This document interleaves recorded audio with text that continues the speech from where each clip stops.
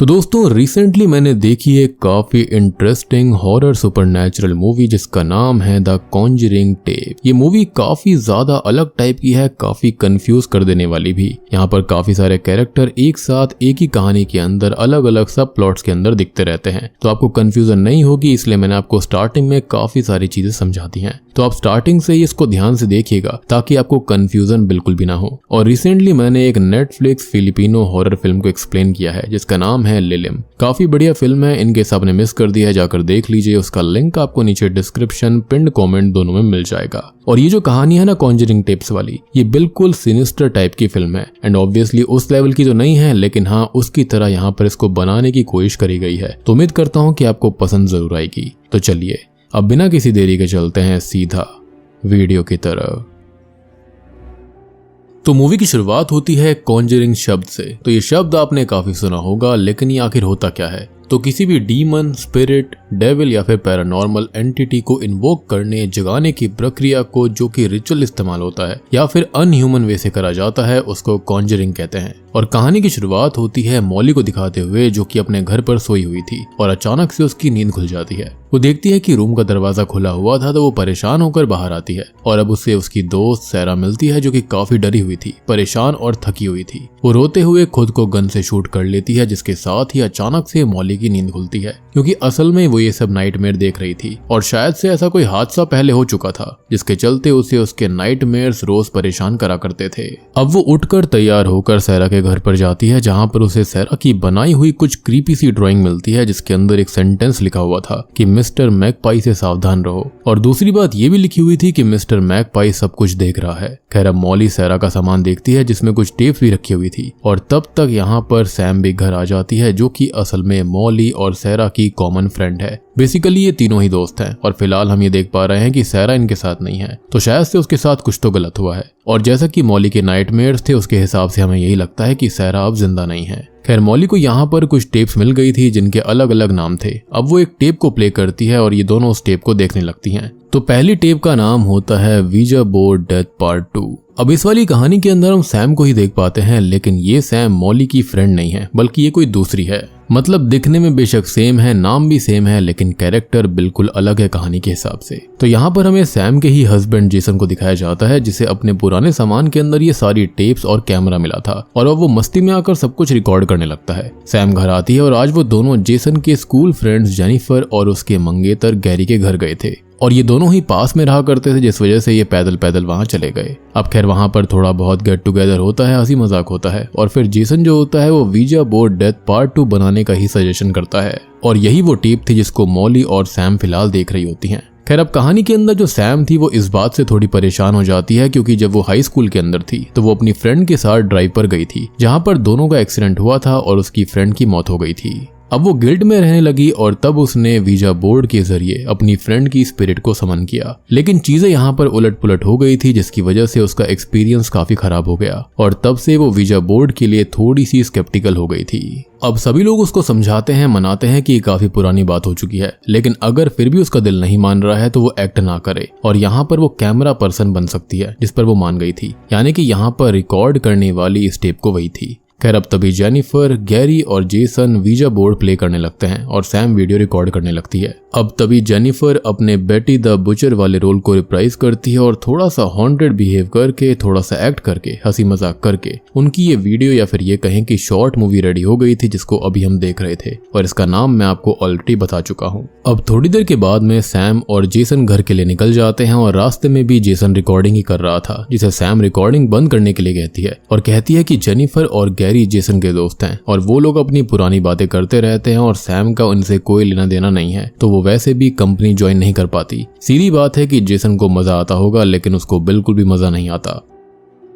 ऊपर से ये वीजा बोर्ड वाला खेल उसे जरा सा भी नहीं पसंद है। सैम ये कहती है कि जेसन को सब कुछ पता था फिर भी उसने ये खेल खेला और फिर वहां पर दोस्तों के सामने सैम मना भी नहीं कर पाई। अब जेसन उसकी बात को अभी भी मजाक में ही ले रहा था और वीडियो अभी भी चालू होती है कि तभी उसे रोड पर थोड़ी ही दूरी पर कोई व्यक्ति दिखाई देता है जो कि अचानक से गायब भी हो गया था, लेकिन अभी सैम नाराज थी तो वो इस पर इतना ध्यान नहीं देती और जेसन भी इसको इग्नोर कर देता है। दोनों घर आते हैं जहाँ पर सैम अभी भी गुस्से में थी और जेसन स्टिल रिकॉर्ड कर रहा था। वो ये कहती है कि उसे वीजा बोर्ड नहीं पसंद क्योंकि उसने सालों तक गिल्ट झेला है, फिर सालों तक हॉन्टिंग्स भी झेली, तो वो इन सब चीजों से बिल्कुल दूर रहना चाहती है। और ये बात जेसन अच्छे से समझ ले, जिसको वो पहले भी सब कुछ बता चुकी है। और अब वो उसको एक बार फिर से बोल रही है कि उसको वीजा बोर्ड से बिल्कुल दूर ही रहना होगा। फिर अचानक से यहाँ की लाइट चली गई थी तो जेसन फ्यूज ठीक करने जाता है, लेकिन शॉकिंगली फ्यूज बिल्कुल ठीक था और पड़ोसियों की भी लाइट्स आ रही थी, मतलब कि कोई पावर कट भी नहीं हुआ था, ना ही कोई फॉल्ट था। अब वो रूम के अंदर आता है तो उसे ब्लैंकेट के नीचे कोई दिखाई देता है, लेकिन ब्लैंकेट हटाने पर वहाँ कोई नहीं था, जिससे कि वो काफी परेशान हो जाता है क्योंकि उसने ऐसा कभी कुछ देखा नहीं था। अब तभी वो सैम को बुलाने लगता है, उसे चेक करने लगता है, उसे ढूंढता है, लेकिन वो उसे कहीं पर भी नहीं मिलती और यहाँ के दरवाजे अपने आप लॉक हो गए थे।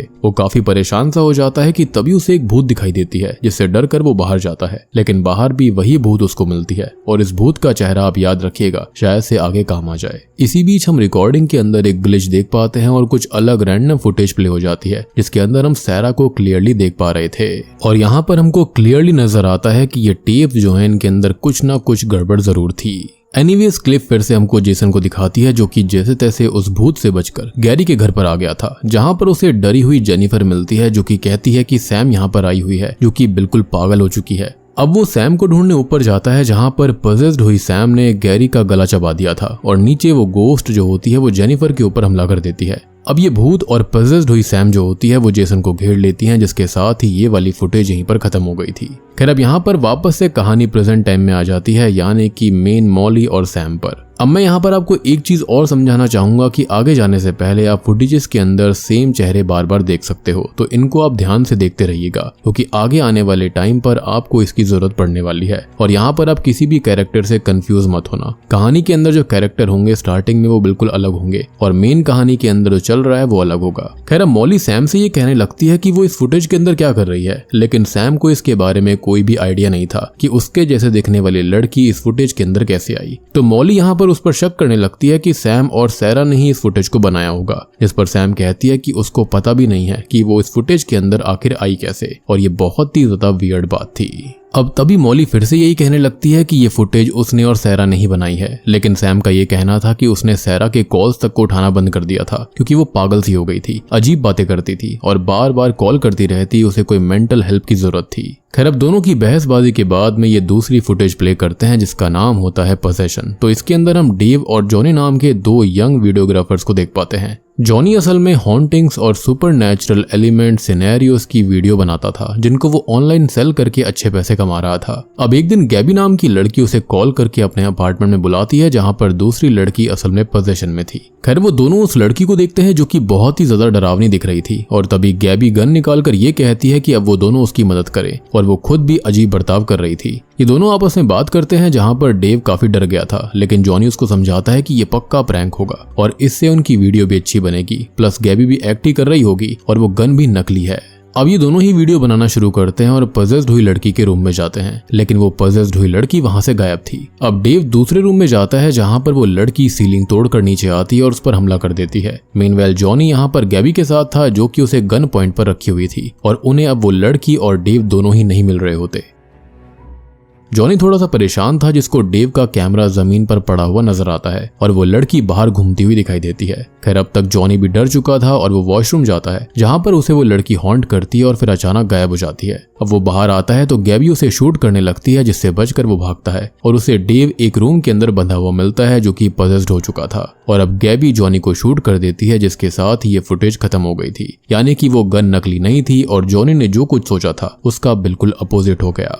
खैर मॉली सैम से कहती है कि वो ये सब रिकॉर्ड क्यों कर रही थी, जिस पर सैम कहती है कि उसका इन सब से कोई भी लेना देना नहीं है। बेसिकली हर एक फुटेज के अंदर इनसे मिलता जुलता कैरेक्टर था, जिसके चलते मॉली को उस पर शक हो रहा था। अब तभी यहाँ पर एक बहुत ही वियर्ड सी चीज होती है कि यहाँ पर वो पजेस्ड हुई लड़की मॉली थी, लेकिन मॉली तो ये कहती है कि वो पजेशन वाली लड़की उसे सैम की तरह लग रही थी। यानी कि यहाँ पर ये टेप्स है ना, वो इनकी माइंड के साथ खेल रही होती हैं। सो डेफिनेटली ये बिल्कुल श्रापित टेप्स हैं, ये कोई नॉर्मल टेप्स नहीं थी। बेसिकली ये टेप्स जो होती हैं वो लोगों को भ्रमित कर रही थी। अब तभी सैम फ्रस्ट्रेशन में और टेप्स निकालती है और ये कहती है कि वो जानना चाहती है कि ये सब आखिर है क्या और वो इसकी जड़ तक जाकर रहेगी, जिस पर मॉली ये कहती है कि उन्हें अब यहाँ से निकल जाना चाहिए, लेकिन सैम अगली टेप को प्ले कर देती है जिसका नाम था ग्रीफ। तो तीसरे फुटेज की शुरुआत होती है अमेंडा नाम की लड़की को दिखाते हुए, जो कि एक साइकियाट्रिक डॉक्टर थी, जिसको उसका फेलो डॉक्टर एक केस देता है, लेकिन अमेंडा ये केस लेना नहीं चाहती थी क्योंकि एक केस की वजह से उसके बेटे की मौत हुई, जिसके बाद उसका उसके हस्बैंड से भी डिवोर्स हो गया था और तब से उसने ऐसे पैरानॉर्मल केसेस को लेना ही छोड़ दिया। शुरुआत में उसने ऐसा सोचा था कि हाँ ये शायद से साइकियाट्रिक केस हो सकता है, लेकिन फिर वो पैरानॉर्मल निकला और तब से ही उसने ऐसे केसेस को लेना छोड़ दिया था।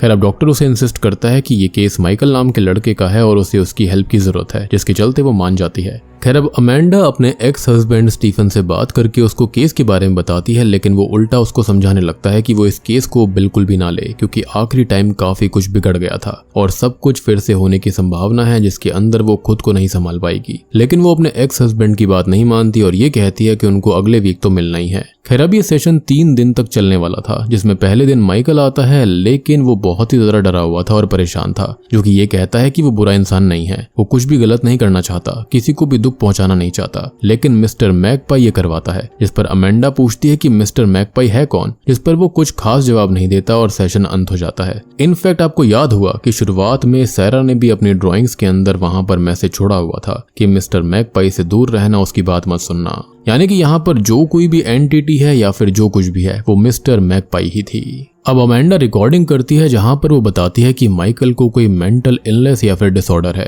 और नेक्स्ट वो हिप्नोसिस ट्राई करने का सोच रही है। खैर अगले दिन वो आता है तो वो उससे मिस्टर मैकपाई के बारे में पूछती है और अब तभी रूम की लाइट्स और कैमरा ग्लिच हो रहे थे, जिसके साथ माइकल के हाव भाव भी बदल जाते हैं क्योंकि अब मिस्टर मैकपाई उसके अंदर से अमेंडा से बात कर रहा था। वो कहता है कि उसे सोल्स लेना पसंद है और अभी उसे यहाँ पर कोई और भी दिख रहा है जिसका आज बर्थडे है। अमेंडा पूछती है कि किसका बर्थडे है, तो सडनली माइकल अमेंडा के ही बेटे की आवाज में बात करता है, जिससे वो काफी परेशान हो गई थी। अब दूसरे सेशन एंड होने पर वो स्टीफन को कॉल करती है और उसे हेल्प के लिए बुलाती है, लेकिन स्टीफन कहता है कि ये सब अमेंडा के दिमाग की उपज है जिस पर वो ध्यान न दे और वो फोन काट देता है। अब अगले दिन माइकल तीसरे सेशन के लिए आता है तो अमेंडा अपने बेटे से बात करने का बोलती है, लेकिन माइकल कहता है कि वो उसके बेटे को जानता तक नहीं है और वो क्या बोल रही है उसको समझ में नहीं आ रहा। अब तभी अमेंडा जो होती है वो माइकल को प्रेशराइज करने लगती है, लेकिन वो बस यही कहता रहता है कि उसे नहीं पता वो क्या कह रही है। खैर वो बार बार माइकल को फोर्स करने लगती है और फाइनली अब उसका बेटा बोल पड़ता है, जो कि ये कहता है कि बैडमैन उसकी आंखें निकाल रहा है और अब तक मिस्टर मैकपाई टुक ओवर करके उसे मॉक करता है, तो अब वो माइकल पर हमला करके उसकी आंखें फोड़कर उसको खत्म कर देती है। खैर अगले सीन में वो अपने बेटे की फोटो को लेकर गाना गा रही थी कि तभी उसे एक कॉल आता है और वो वहां से निकल जाती है और ये टेप भी यहीं पर खत्म हो गई थी। यानी कि हमको इतना समझ आ चुका है कि जितनी भी टेप्स हैं उसके अंदर जो मेन एंटिटी है उसका नाम मिस्टर मैकपाई है। खैर अब प्रेजेंट टाइम के अंदर मॉली कहती है कि मिस्टर मैकपाई का नाम उसने सैरा के सामान पर भी देखा था और तभी टीवी की ब्लैक स्क्रीन से मिस्टर मैकपाई की आवाज आती है, जो कि कहता है कि वो डार्कनेस में रिबॉर्न होगी। उनको टीवी पर एक हायर बीइंग की झलक भी दिखाई देती है और अब एक नई फुटेज प्ले होने लगी थी। तो तभी हम जान पाते हैं SRO के बारे में, यानी कि सेक्रेड रिडेम्पशन ऑर्डर, जो कि एक ऑर्गेनाइजेशन है जो कि गॉड को मानती है, बट आई बिलीव कि ये गॉड नहीं है बल्कि उनके लिए गॉड है। बेसिकली ये कोई डीमन है या फिर कोई डार्क एंटिटी है जिसको ये लोग मानते हैं। अब इन लोगों का ये मानना है कि जो लोग बुरे हैं, बुरा करते हैं, उनके अंदर से ये डीमन को दूर करवाते हैं, यानी कि ये लोग डीमन को भगा रहे थे, जबकि फुटेज को देखने से ऐसा बिल्कुल भी नहीं लगता, बल्कि यहाँ पर सब कुछ अपोजिट ही लग रहा था। खैर तभी इस ग्रुप की लीडर को दिखाया जाता है जिसका नाम है शैरन, और SRO के बहुत से फॉलोअर्स हैं जो कि अब ठीक हो चुके हैं। वो अपनी वीडियोस को ऑनलाइन अपलोड करते हैं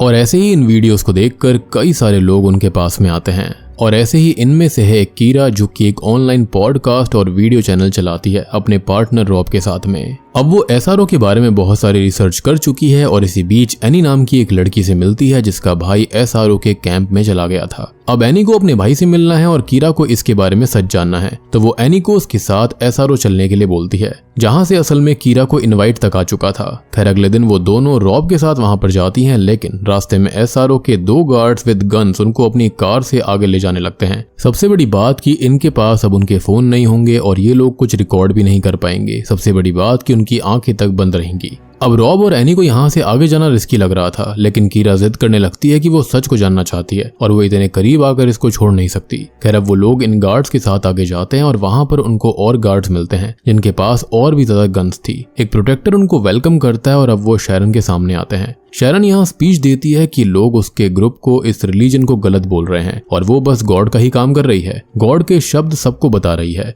और वो तो खाली लोगों के अंदर ईविल को बाहर निकालती है जिसने कि उनसे पाप कराए हैं और उनको वो दूर भेज रही है। वो जेसन नाम के एक लड़के को बुलाती है जो कि एनी का ही भाई है और वो यहाँ पर काफी खुश था। खैर उसकी बॉडी पर एक सिंबल बना हुआ था और अब शैरन के इशारे पर एनी खड़ी होकर वहां पर आती है और तभी जेसन को शूट कर देती है। मींस वो पहले से शैरन के साथ मिली हुई थी और वो बस कीरा को यहाँ तक लाना चाहती थी, जिसके अंदर वो कामयाब भी हुई। अब रॉब और कीरा को बेहोश कर दिया गया था और जब उनको होश आता है तो वो खुद को एक केव के अंदर पाते हैं, यानी कि गुफा के अंदर। यहाँ पर उनको एक रिकॉर्डर मिलता है जिसके अंदर एनी ये कह रही होती है कि अब वो दोनों देख पाएंगे कि एसआरओ में सब कैसे रीबॉर्न होते हैं। अब यहाँ उन दोनों को एक पॉजेस्ड व्यक्ति मिलता है जो कि उन पर हमला करने आता है और दोनों को खत्म कर देता है, जिसके साथ ही यहीं पर यह टेप भी खत्म हो गई थी। और तभी सबसे शॉकिंग चीज ये होती है कि जैसा कि टेप के अंदर एसआरओ के फॉलोअर जो थे वो इन दोनों को ही देख रहे थे और मॉली और सैम को बाहर से एसआरओ के फॉलोअर्स के स्लोगन चिल्लाते हुए आवाज आती है। टीवी भी अचानक से बंद हो गया था, यानी कि मिस्टर मैकपाई आ चुका है, यानी कि वो डीमन जिसको ये लोग पूछते थे। यहाँ पर ये कोई गॉड नहीं है बल्कि कल्ट के लिए गॉड है,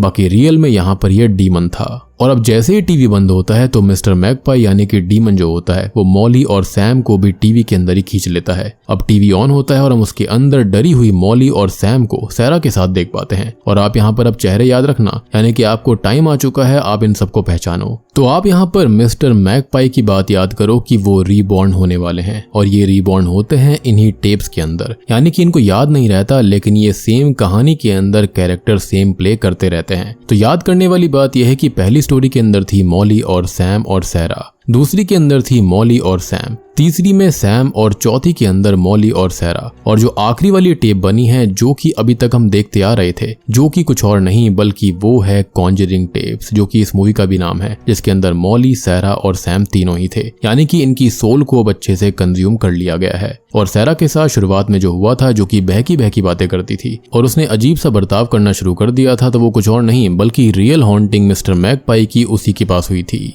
सबसे पहले मिस्टर मैकपाई ने उसको ही कंज्यूम किया था, जिसके बाद यहाँ पर इन टेप्स को छोड़ दिया गया इस कल्ट के द्वारा। और अब ये सारे बुरे सपने जो थे वो आ रहे थे मॉली और सैम को, जिसके चलते ये सैरा के घर पर आए थे जहाँ पर इनको ये टेप मिली, जो कि ये कल्ट और डीमन चाहता था ताकि उसको ज्यादा से ज्यादा सोल्स मिलती रहे। एंड आई बिलीव कि ये जो कल्ट है ना, वो इस डीमन को रियल लाइफ के अंदर पैदा करवाना चाहता है, इसके चलते उसको काफी सारी सोल्स लगेंगी। आपको याद होगा आपने सिनिस्टर नाम की फिल्म देखी होगी, उसके अंदर बगुल जो एंटिटी थी वो भी बिल्कुल यही सेम चीज करा करता था। वो टेप्स के जरिए बच्चों को पजेस करता था, उसके बाद में उन्हीं से अपने माता पिता को खत्म करवा दिया करता, जिसके चलते उसे बच्चों के साथ साथ पूरे परिवार की सोल्स मिल जाती थी। और ये जो बच्चे हुआ करते थे वो उसकी टीम थी। बेसिकली यही बच्चे यहाँ पर और बच्चों को लाया करते थे और इन टेप्स के जरिए सब कुछ हुआ करता। तो इस मूवी के अंदर भी सेम चीज के ऊपर सेम चीज दिखाने की कोशिश करी गई है।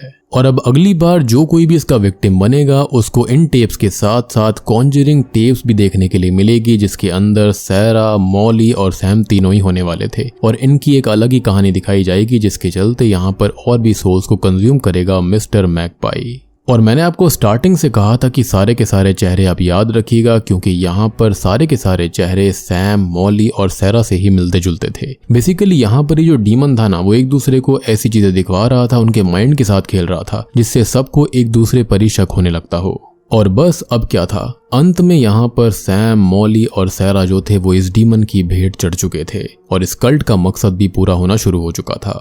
और बूम, इसी के साथ में कॉन्जरिंग टेप्स मूवी यहीं पर खत्म हो जाती है। तो दोस्तों ये थी कॉन्जरिंग टेप्स फिल्म की कहानी। उम्मीद करता हूँ कि अब आपको ये कहानी समझ में आई होगी। बेसिकली ये सब करने वाला एसआरओ कल्ट था, जो कि मिस्टर मैकपाई नाम के डीमन को या फिर रियल नाम जो कुछ भी हो उसको यहाँ पर बुलाना चाहता है धरती पर, और रिबॉन्ड करने के लिए उसको कई सारे सोल्स की जरूरत थी और इसी के चलते काम आती हैं ये शापित टेप्स, जिसके अंदर ये मिस्टर मैकपाई फंसा हुआ है, या फिर ये कह सकते हैं कि उसी के जरिए वो इस दुनिया में आ सकता है। और उसके चलते उसने कई सारी सोल्स को ऑलरेडी कंज्यूम कर लिया था और जितनी भी कहानियां अब तक हमने देखी थी उनके साथ यही हो रहा था। अब देखो आपके मन में ये भी सवाल आ रहा होगा कि यहाँ सेम कैरेक्टर हर एक स्टोरी के अंदर थे कैसे। तो देखो या तो ये हो सकता है कि सैम, मॉली और सैरा जो थी वो स्टार्टिंग में बहुत पहले ही मर चुकी हैं और हम खाली उनको रीबॉर्न होता देख रहे हैं, जैसा कि मिस्टर मैकपाई ने बताया था, और हर एक कहानी के अंदर उनको याद नहीं रहता था कि आखिर वो हैं कौन। हो सकता है कि मिस्टर मैगपाई उनकी मेमोरीज को इरेज करके उनका इस्तेमाल कर रहा था और लोगों को फंसाने के लिए। तो उम्मीद करता हूँ कि अब आपको ये कहानी अच्छे समझ में आ गई होगी। समझ में आ गई है तो वीडियो को लाइक कर दीजिए, चैनल के ऊपर नए हो तो सब्सक्राइब कर लेना। इनकेस अगर आपको कुछ चीज समझ में नहीं आई है तो कमेंट सेक्शन में पूछ लीजिए। और रिसेंटली मैंने एक्सप्लेन किया एक बहुत ही बढ़िया फिलिपिनो हॉरर मूवी को जिसका नाम है लिलिम। इनकेस आपने मिस कर दिया जाकर देख लीजिए, नेटफ्लिक्स हॉरर मूवी है। उसका लिंक आपको नीचे डिस्क्रिप्शन, पिन्ड कॉमेंट दोनों में मिल जाएगा। तो मैं आप सबको मिलता हूँ अगली वीडियो के साथ में, तब तक के लिए